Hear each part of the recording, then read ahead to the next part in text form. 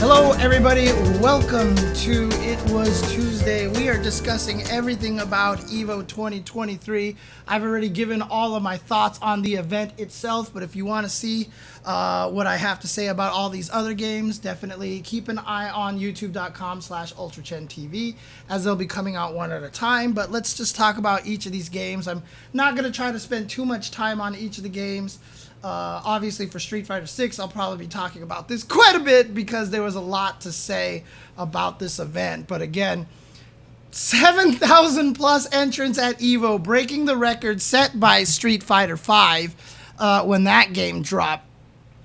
But Street Fighter 6 definitely has reached a different level, right? We have a situation here where this game is just it's blowing people's minds. Like, so many people have been enjoying this game, so many people have been loving this game, and since its release, it's been continuing a lot of goodwill. It's wild to see, and the fact that we had 7,000 entrants here at EVO is really a reflection on people and how they feel about the game right now. It's really crazy. The total attendance Stanley Cup was 11,000 some odd people, because you can see it on start.gg. If you just go to start.gg, which I have over here, the attendance was 11,064 people. That is how many people registered on start.gg. So again, like, the fact that 7,000 entrants, and it was run on time, by the way. Shout outs to all the TOs. I definitely gave them all the shout outs in the previous video as well. But it's interesting because we were coming to this game and we didn't really know everything about the game, right? We didn't know what this game was gonna give us. And boy, did it deliver, because we got probably one of the best top sixes ever. But the craziest thing about it is so many unknowns, right? Like, we had all of our favorites picked out to get into this tournament, but with 7,000 people, I mean, dude, it was going to be a bloodbath. There was going to be upsets everywhere. And, you know, Rashid was legal. Was Rashid going to throw a monkey wrench into everything? And so what was going to happen and everything? The tournament actually went fairly calmly. I don't think there was really anything out of the ordinary at this event. I think that the storyline of this event is that the people who were good at Street Fighter 5 are good at Street Fighter 6. Oh my God. Like, you mean the players who are good are good? Does that mean the players who are good at Street Fighter 2 would be good right now? Probably. Like, people, when they're good at fighting games, man, they're just good at fighting games. That's just really what it comes down to, right? I mean, look, let's go to Street Fighter 6 over here. I'm going to take a look at the top 6 standings. Going into this tournament, who were the favorites being picked here? MenaRD was a favorite. Big Bird was a favorite. Punk was a favorite. Tokido, even though he hadn't been doing well, I mean, I don't think anybody would have been surprised if Tokido did well. Kakeru was a favorite coming into this tournament, right? And then what look at this, look at the top 6. The winner was AngryBird, who's Big Bird's training partner. And I know a lot of people picked Big Bird over AngryBird, but I think that was just a mistake. AngryBird, absolutely capable and clearly every bit as good as Big Bird. And because they're such hardcore training partners with each other, like, I mean, I said this on social media, you pick one of them, you pick the other one. Like, they are equal levels. And so, yeah, AngryBird is here, you know, basically taking Big Bird's spot. Second place, MenaRD, 2-time Capcom Cup champion. Third place, Punk. Fourth place, Tokido. And fifth place, Kakeru and Haitani. Haitani, who is one of the 5 gods of fighting games. So if anyone thinks that Haitani is a rando, no. Haitani is one of the 5 gods of Japanese fighting game play. He was the first player to get to master rank with every character in Street Fighter 6, and he also got 74 game win streak in master rank with modern Chun-Li. So Haitani is one of the greatest players of all time from Japan. Chris T was a shame. He definitely got so in case you guys don't know, his car got damaged. He tried everything he could to try to get to Evo, but literally on the day before he was going to go to Evo, I don't remember if his car got stolen or broken into or damaged or something like that, but he just couldn't make it, and he just, everything he tried to do to get to Evo on time was going to be too late, to be honest. So stolen and abandoned. Jesus Christ. That sucks so bad. So I don't know. Could he have made top 6? Absolutely, he could have made top 6. But it's a brutal situation to have happen, and I really feel for Chris T because I know he's been looking forward to this, and I know he was at that level where he could have competed with all of these guys here in top 6. So awful situation for him, and I feel really awful for him because you know he was looking forward to this very much. But again, yeah, there's not a random person. I mean, Kakeru has just been killing it. No, it wasn't Vegas. It wasn't Vegas. This was in SoCal. It happened before he managed to travel to Vegas. Yeah, I mean, some people will argue that maybe he wasn't at that level, but who knows, right? We don't know, and unfortunately, we'll never know. So this really sucks for Chris. I mean, he is a SoCal player, and you know, I would have liked to have seen him at least get his chance. So, but in any case, the people up here in the top 6, there's like not a surprise at all. No, Kakeru Step Back says that had 2 heartbreaking losses. I don't think anybody in the history of Evo has had 2 more heartbreaking losses back to back, especially in a top 6/8 than Kakeru. I think he had the most heartbreaking losses because his setup that combos into that overhead into the spike missed for no reason, and that's how Tokido got the level 1 super. Yeah, he did win Gamers 8, so he's probably doing okay. He's probably pretty happy right now. But again, like he was definitely a favorite coming in here, and the losses that he had to AngryBird and to Tokido were 2 of the most heartbreaking losses in the world, right? And again, he was Uzura the year before, and he had that ridiculous last-second kill against Kaba in Street Fighter V where he woke up, did dash into DP to hit the V shift, and Kaba lost. So Uzura didn't come from nowhere. Daigo had recommended to him that he use his real name instead of a handle, so he switched from Uzura to Kakeru. So Kakeru is his real name, Uzura was his handle. So I guess a lot of the players are trying to use their real names now, although a lot of them aren't still. Like, I don't want to blow anyone's minds or throw them off. Tokido is not Tokido's real name, okay? That is not his real name. But Daigo, obviously, that is his real name. So I don't know if Daigo is just recommending everybody to actually use their real names now in Japan. I'm not sure. But in any case, Hajime Taniguchi is his real name. Hajime Taniguchi.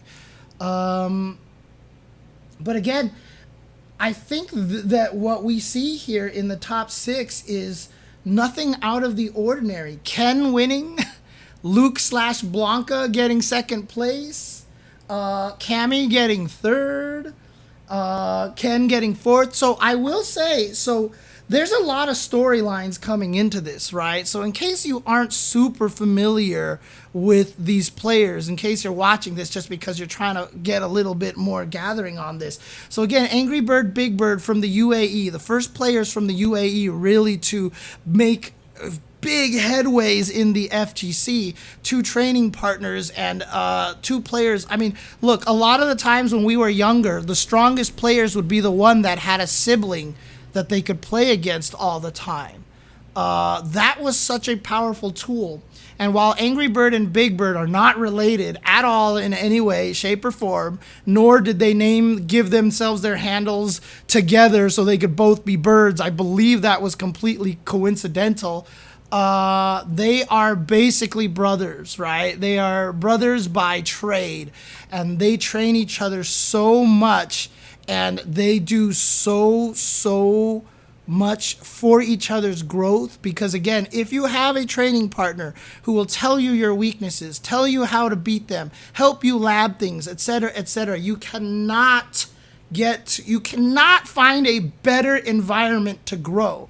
Gustavo and 801 Strider, Gustavo, and I Peru had a very similar kind of situation as well. The ability to grow when you have that training partner is so strong, and that is what AngryBird and Big Bird have. That is what they have, and that is why they are so strong, and that's why it's impossible to talk about one without talking about the other. Again, when I tweeted that, you know, if you picked Big Bird as a favorite, you have to pick AngryBird as a favorite as well, was not to diminish what AngryBird accomplished, but to really show that these two have created each other. These two have made each other, and the reason why they are favorites, and the reason why they are so good, and the reason why they can win these events like this is because they are training partners and they push each other to the limits, right?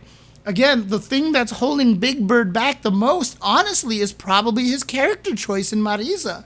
Like, I'm not going to sit here and say Marisa's bad. Marisa's not Ken. And Marisa can kill any character because she hits you twice and you die. But honestly, like, Marisa's just not Ken. She's not Luke. That's what you say about every character in this game. Like, as a Kimberly player, I want buffs. Is Kimberly bad? No. She's just not Ken. She's just not Jury. She's not Blanca. She's not Cammy. She's not JP. She's not Guile. You know, she's not Luke. Like, the characters that are on the top don't have weaknesses. Like, they basically have no weaknesses, right?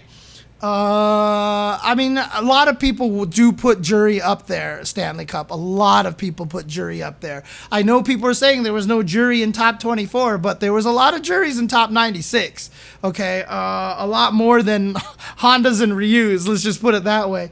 But again, AngryBird and Big Bird are inseparable as a training team. And in fact, actually, one of the reasons why Infiltration became as strong as he was is for a time he and Laugh were that training team in Korea. A lot of people don't realize this because Infiltration started winning once they kind of had a falling out. But Laugh and Infiltration were that duo from Korea for the longest of time.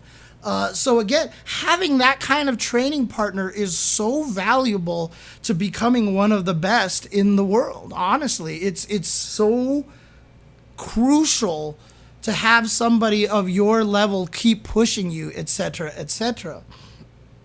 Second place was MenaRD. MenaRD just tweeted this recently. First Evo he went to, he was asking people for help to pay for meals. And, you know, he was I mean, there's no other way to put it. He was a poor kid from the Dominican Republic. Small island in the Caribbean. He learns fighting games, and now, currently, he has earned over $500,000 from fighting games. His total prize pool that he has won in his lifetime is over $500,000 because he got good at fighting games. He has changed his country.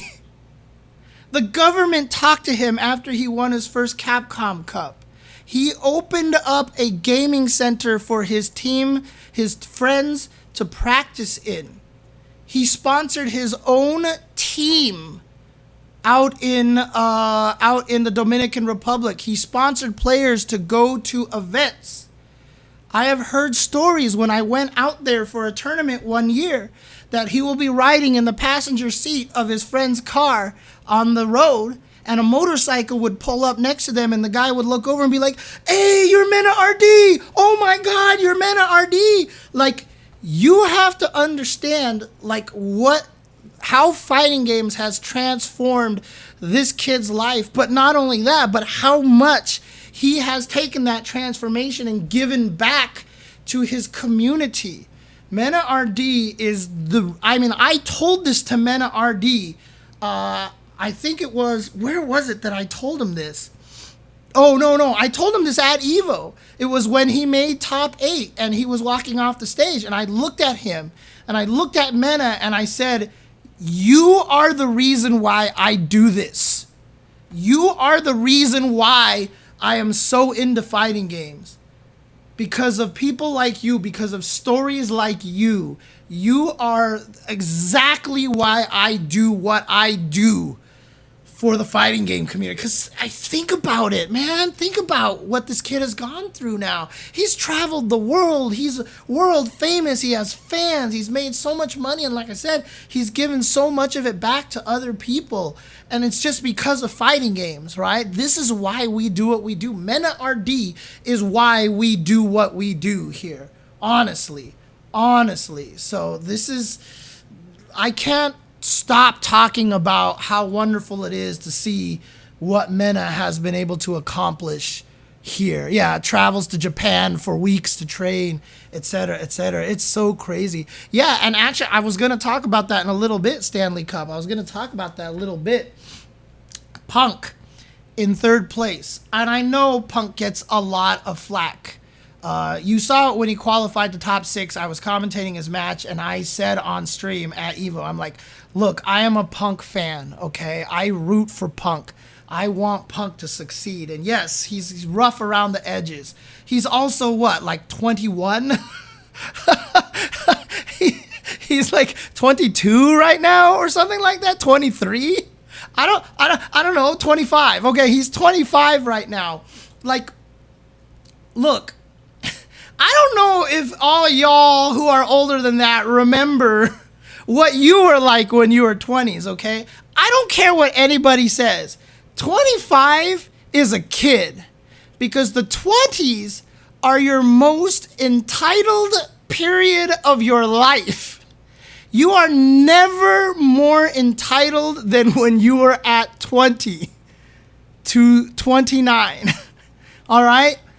We have 0 training for people publicly facing. When you get drafted by the NBA, you literally have a handler who teaches you how to present yourself to the public, and the whole franchise is like, these are rules you have to follow. We don't get any of this shit here in the FGC. Oh, well, why do you think Ja Morant is getting suspended, right? Why do you think that happened, right? That's the thing. So, he's so good at fighting games when he doesn't train like others do. Yeah, again, that's different people. Punk is super talented. And again, when we were all in our 20s, we were stupid. I don't care what anybody says. The way that I described it on stream at 37 Reloaded, and all the old people in the chat were like, James, you are speaking so much facts that you can't even possibly imagine. 20s are your most entitled period of your life. This is why the 30s are going to be the best years of your life. When you get to your 30s, it is when you actually will mature, find out what you really want, and skew your life to what it is that you really want to do. Our generation is unique. We have the ability to pursue dreams. We weren't just thrown into the workforce. Kind of, like, now you're going to be a part of the cog. That's what it was a long time ago. 20-year-olds were forced to kind of be in that way. But the thing about it is, as I've always described it, is that 20s, you feel like the world owes you everything because you're finally free and you're on your own. You think you're indestructible, and then you have your first health scare. You have your first health scare. You run into the worst things that happen. You experience tragedy for the first time in your 20s. And that is when you're like, shit. And that's why in your 30s, you have a better focus, you have a better understanding of what life is about, and you have a better understanding of to make the most of your life at that point. And so again, I understand why everybody hates Punk. But the thing about it is, underneath everything that Punk does, underneath all the complaining after losses, again, I complain about my losses all the time. I joked on stream. If you guys were watching me and David commentate, I joked while talking to David. I was like, one time I lost to a Dan on stream, and when I got back on commentary, all I did was whine and cry for the entire next match. It was David's Dan that beat me, which is why David laughed, because he knew exactly what I was talking about. But that's just the thing, right? Like, underneath all of that, underneath the bravado or the actual, sensitivity, because that's the other thing too, is Punk is a sensitive person, right? And so these kind of things, it's hard. He's an emotional guy. When he cried at Evo after losing to Tokido, I learned everything I needed to know about Punk. I've said that many times. He cares a lot about this, okay? He cares a lot about this.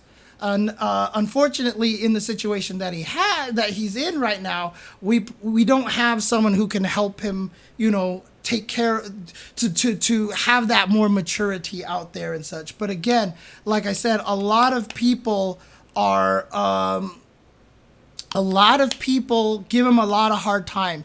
But I gotta tell you right now, you get to where Punk is when he was 21 years old, where he becomes a world champion and people think that he is the greatest player in the world and stuff like that. You tell me that you wouldn't necessarily act the same way. Chris G went through the same thing when he was at his most problematic. He was around the same age. A lot of people are like that, right? And yes, there are going to be people like Mena who are going to be better about it. But then again, there's a lot of people out there who don't like Mena because they think he's cocky too, right? I mean, it's just, again, we are all put into a different position. We are all different people. We all have different backgrounds. We've all grown up different ways. I am a Punk fan because I know how much fighting games mean to him. When I interviewed him when he qualified for Capcom Cup online, I almost made him cry. And you know why I almost made him cry? Because I understand him. And I was able to ask him the questions that I knew meant a lot to him. I know exactly what his mindset is. I know exactly where he's coming from. Like I said, I've said to people and they give me the side eye, but I am very much like Punk.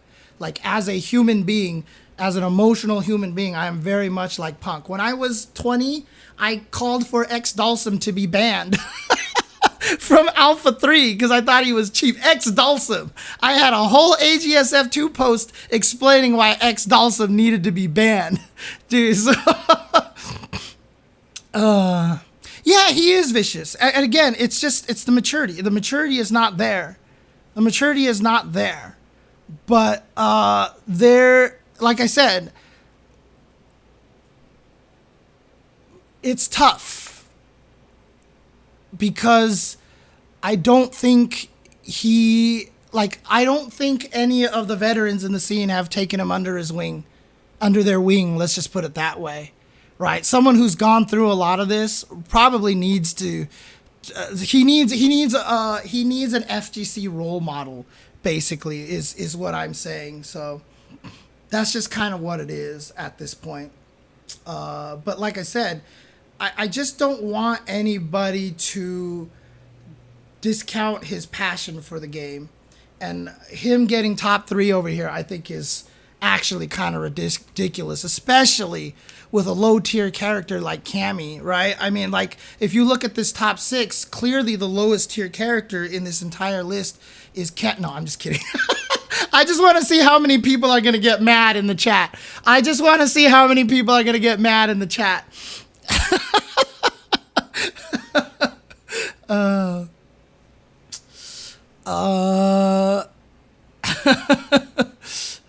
Any case, I am happy for Punk.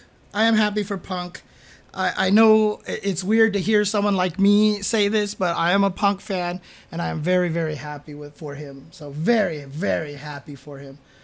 Fourth place was Tokido, and this is the craziest thing about it. Okay, so that's an interesting thing to say. Pistol Pete says, wishful thinking, James. As a 25-year-old, he knows what he says. Need growth, but he's F-Champ number 2. We need heels. He loves it. Yeah, we do need heels, but we don't need heels to that degree, right? However, you say that as a 25-year-old, he knows what he says. As a super emotional person, when I was 20s, I knew what I was saying, and I couldn't stop myself from saying it. I couldn't stop myself from saying it, all right? Look, I'll be honest with you. Like, even these days, like, stuff will happen, and I cannot get over my emotions. I cannot get over my emotions, honestly. And I have a lot of trouble holding that back. I mean, why do you think I tweet out all of my stuff about Street Fighter all the time? I'm always tweeting like, God damn it, this character needs a buff, or I did this today, and man, because I just have to talk about it. People use that shit against me, you know that? Someone basically said I shouldn't commentate Street Fighter 6 because I only just got out of Platinum recently in Street Fighter 6, right? Like, that sucks, dude. But I know I shouldn't be tweeting this shit out, but I just do all the time because that's just, how I am. I can't stop tweeting about these things because that's just my personality. It's just my personality. It's a human thing, right? So, again,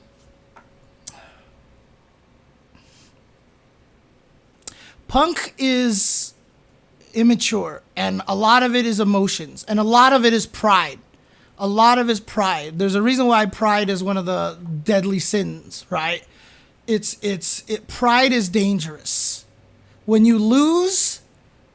lose, I want to get ahead of the conversation. I don't want people to come and be like, you lose because you suck. When I lose, I jump ahead of it, and I'm like, I lost because this Cammy's trash. I lost because there's no mix-ups. I lost because I have no reactions. I lost because, I have to jump ahead of it. Even though I know I shouldn't. That's what pride does. That's what pride does to you. And so that's where I'm just going to end at this point. So let's talk about Tokido. Again, if you guys don't know, the very first Evo was Evo 2002 at UCLA, which took place at UCLA thanks to me. I apologize, Tom and Tony, because UCLA was not a great experience. Holy crap, that was not a great experience. But in any case, Tokido won Capcom vs. SNK 2 at Evo 2002.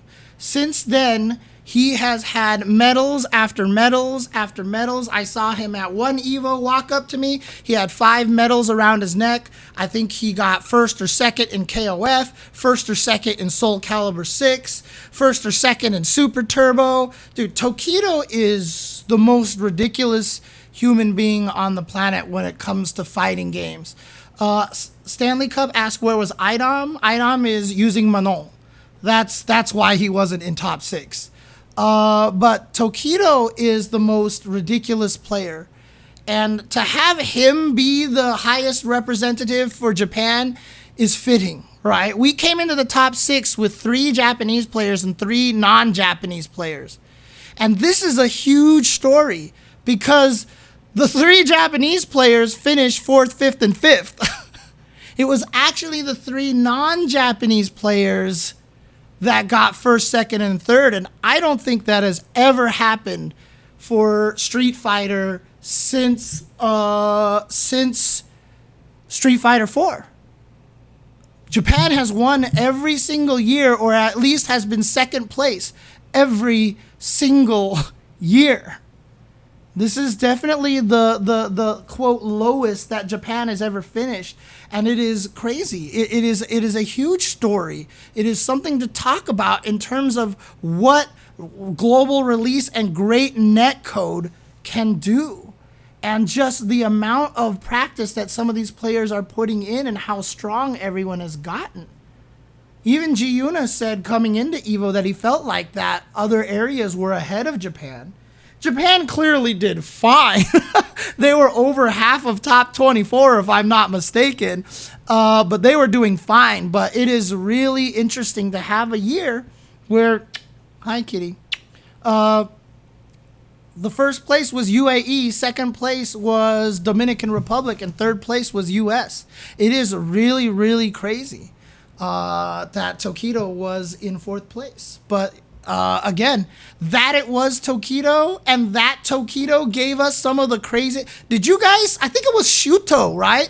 Was it Shuto that he just basically had one sequence of just being absolutely mental, where he called out the shimmy and woke up with a crouching medium kick, and then just raw did overhead into super?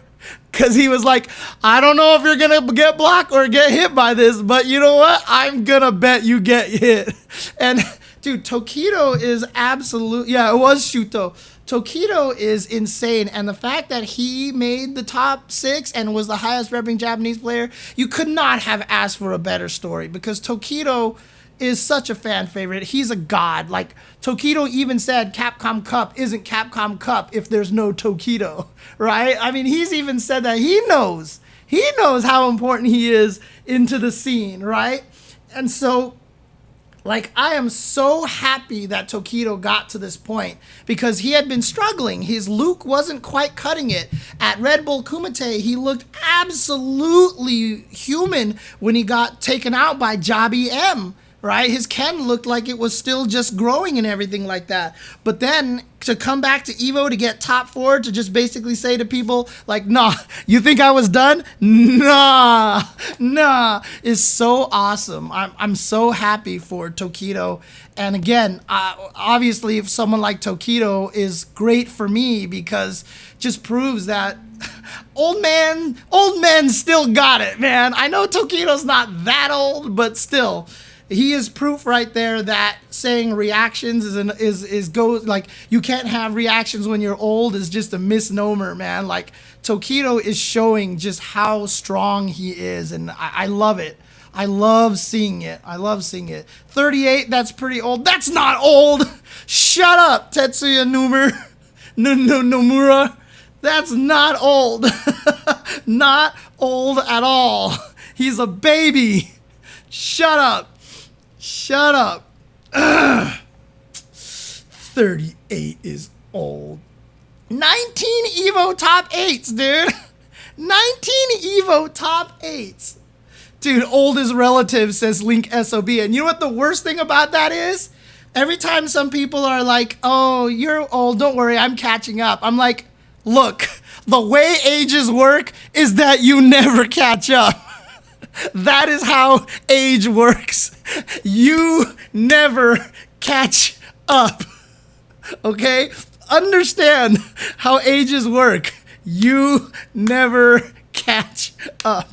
Anyways, Tokido getting here, what a wonderful story. But again, interesting to see that Japan did not get within top 3. So this is going to be an interesting story to see where it goes from this point forward, right? Well, Evo does kind of have a Lifetime Achievement Award. We do have the Canon Award, which I'll talk about later on if I have the chance, which I probably won't, because I've been talking about Street Fighter way too long now. Anyways, 5th place, Kakeru and Haitani. Again, Kakeru coming in here is the main reason why I believe JP is still just absolutely ridiculous. I mean, Kakeru is ridiculous. I'll talk about the perfect pairing maybe another day that he did at Gamers 8, since this is about Evo. I don't want to get into that just yet. But again, Kakeru with 2 of the absolute most brutal losses in Evo top 6, top 8 history. I don't even know how he could get up off the stage after that.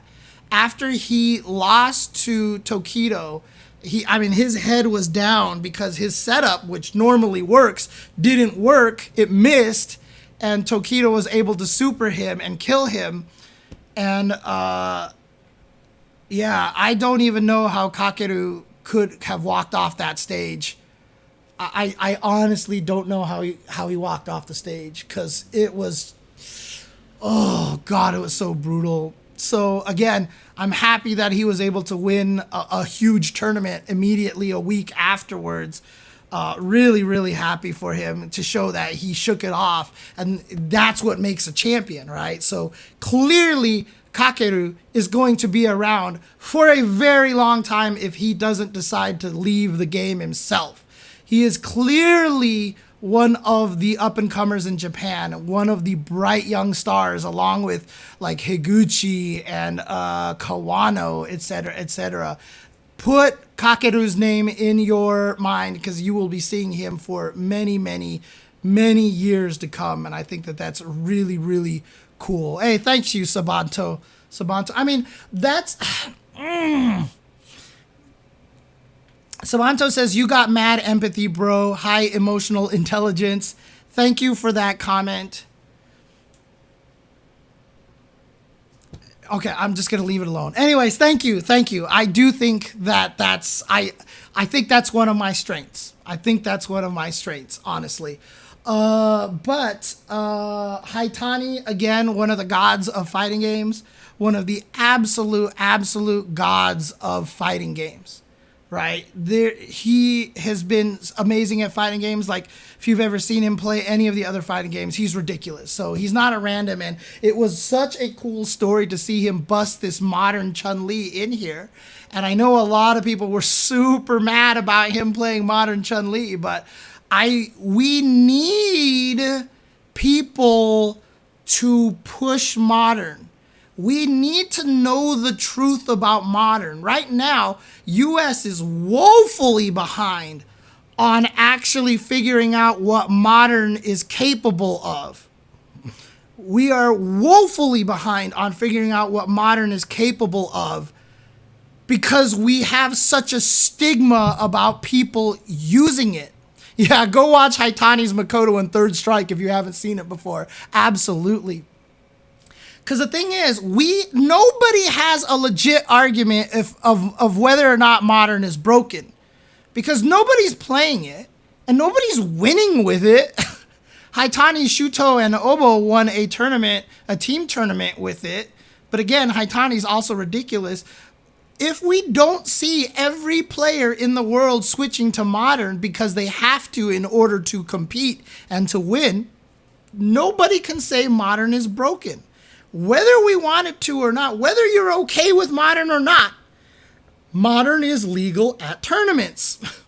And so if it's legal at tournaments, we can't find out whether it's broken unless modern people play modern at tournaments.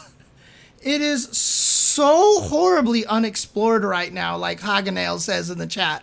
It is woefully unexplored. And so we need players like Haitani to do it. We need to see some person who's basically never really played fighting games before get to top 8s consistently with modern and start beating everybody by using modern tactics. Not because he was smart and shimmied people really well, but because he has a distinct advantage over instant supers and instant DPs, right? That's what modern boils down to. It's those things. If you've actually sat down and tried modern combos, I can't say that the execution is easier. I tried to do a Zangief combo with modern, and holy crap. Now I know I have 30 plus years of joystick and controls and classic controls experience, but I'm really good at execution if I need to be. And holy crap, that was like playing Twister, dude. It was the most confusing thing I have ever done in a fighting game in recent memory. I'm not going to say that modern makes combo. I mean, there are the auto combos, but if you're a modern player and you're using those auto combos, you're kind of messing up because you have better combos out there completely. Oh no, I was doing it on a pad, King9999. I was doing those modern combos on a pad because I couldn't do it on a stick. I actually switched to the pad, and keep in mind, I can play pad, okay? I was born in the SNES era. Well, no, I was born way before the SNES era, but I played a shit ton of Street Fighter 2 on the SNES. So the point is, the advantage that Modern gives is instant level 1s, instant level 2s, instant level 3s, and instant DPs. That's it. That's the advantage that Modern gives. Outside of that, you still have to be really freaking good at fighting games. And remember, all those specials and supers do 80% damage of the total damage. So they do considerably less damage. But again, what happens is a lot of people, when they fight Modern, they refuse to try to play against a Modern player. They continue to play exactly as they play, like, I'm going to test this guy's reaction by jumping at him. No, you have to fight Modern players as Modern players, basically. You have to understand what you're going up against. You even saw MenaRD do that to Haitani. He would jump at Chun-Li and then do the flash knuckle in the air and escape and avoid the up kicks from Chun-Li, because a lot of the times, if you're a Modern player, your anti-air is going to be a subconscious reaction, right? So as soon as you see some guy in the air, you're going to have the subconscious reaction, just hit the button. And so MenaRD was able to bait that out by doing the air flash knuckle at a timing that would work best against Modern players. Like, these are things that we have to consider. These are things that we have to think about, right? And so we need someone like Haitani. We need a player of Haitani's level to continue to play Modern, to find out if that is going to be the way to go, honestly. Blanca was only good in hyper fighting, which is why I hate Blanca in Street Fighter 6, Sabanto, because I still have PTSD from hyper fighting Blanca. Shuto as well, yes, Shuto as well, but Shuto actually plays both, which is just what? How do you play Modern and Classic Marisa in a tournament? No way. Like, for me, my brain would melt. The fact that Shuto actually did that at a tournament is absolutely insane. I don't know. That's just ridiculous to me. In any case, just happy for Haitani and Kakeru getting 5th place here. Again, the top 6 turned out so, like, yeah, this looks right. More than I would have ever expected, honestly. Some people who say that there should be more than the 20% damage nerf to Modern. Yeah, that's why we need people to play Modern, because we need to know that information. Nobody knows what the percentage should be. I'm sure they played a crap ton and just chose 80% because that seemed fair. But that's why we need more information. And if we as a community continue to shun Modern and be like, you're a scrub if you play Modern, and make Modern players feel bad, no, stop it. We need to find out how good Modern can be. We have to find out how good Modern can be, because we need the data. We need to know exactly where it stands, honestly. And I mean, having only a Modern tournament isn't going to help. We need to have tournaments that mix the two. We need to have tournaments that mix them both, because Modern beating up on Modern tells us absolutely nothing. So, right, exactly. It's not enough to say Modern should be nerfed. You need to prove it. You have to prove it. So, dude, I don't know how Ed's gonna work. I'm so confused about that, Sabato. I was like, is regular Ed gonna be Modern Ed, and so Classic Ed is actually gonna be, like, is Modern actually Classic Ed, and Classic Ed is actually Modern Ed? Is that what's gonna happen? It's gonna be so weird. But all I'm going to say is, to close out this section here that I've gone on way too long, I wanted to go short on, but I knew Street Fighter 6 was going to go long, because obviously that's my main game, and I know that one the most, and I know the backstories the most. The other games I'll probably just kind of go through, summarize a little bit, because it would be completely unfair of me to try to summarize them to this degree, because I don't know the communities as well. But the one thing I will say about Street Fighter 6 is, if this is what we're getting in the first year, we're in a good place. I felt that way about Street Fighter 5. I think I remember saying something like that for Street Fighter 5, but this feels different. This feels different because it also feels like we have the right leadership in place. I cannot say enough about Matsumoto and Nakayama-san being the head battle designers, the head producers of Street Fighter 6. I cannot tell you enough. I saw them after Top 6 at EVO. They were wandering the floor, and I saw them, and I went up to shake them and to thank them for their game and for giving us a game that we could have that kind of Top 6. And I will not lie to you, I started crying. I just started crying because I was so intensely grateful for what they have done, for putting Street Fighter back to where it should be. So if people wonder if I cried on Sunday, I definitely cried on Sunday. Like, I literally started crying because I was so happy that I felt like Street Fighter was just this, like, Street Fighter 6 was just off to such an amazing start. I mean, they thought it was funny that I was crying, but, you know, I don't care. I can't do it. I can't do it. I can't hold back the emotions, man. But, again, Street Fighter 6 is off to a great start. Rashid is awesome. They fixed his bug in one day before EVO. Crazy. It's absolutely insane. So honestly, I'm so looking forward to Aki, to Ed, to Akuma, and whoever else they add to the game. Rashid is so fascinating as a character. This is the most Guilty Gear-esque that Street Fighter has ever been. It'll never be at the level of Guilty Gear, but all the things that they let Rashid do with his whirlwinds, you know, the fact that like half the characters have their own meter. Dude, the game is crazy. Oh yeah, they weren't laughing at me, Sabanto. They weren't laughing at me. I think they were like, oh, whoa, oh, thank you. Like, it was kind of crazy. But honestly, it's yeah, modern. I've always said that it's just basically another groove, honestly. But Street Fighter 6, we are in a great position. We are in a position where I feel like this game will be worthy of lasting us for a very, very, very long time. And one of the weird thoughts that always creeps up in my head, and I even asked this to the developers on the interview for Project L, I asked this to Tom and Tony. League of Legends is an interesting esport because they never release sequels. It's always that they keep evolving the same sport. And while that sounds crazy to gamers, I mean, isn't that what all sports are? All sports just keep evolving and we never change. And we're still hype about all of our favorite sports, right?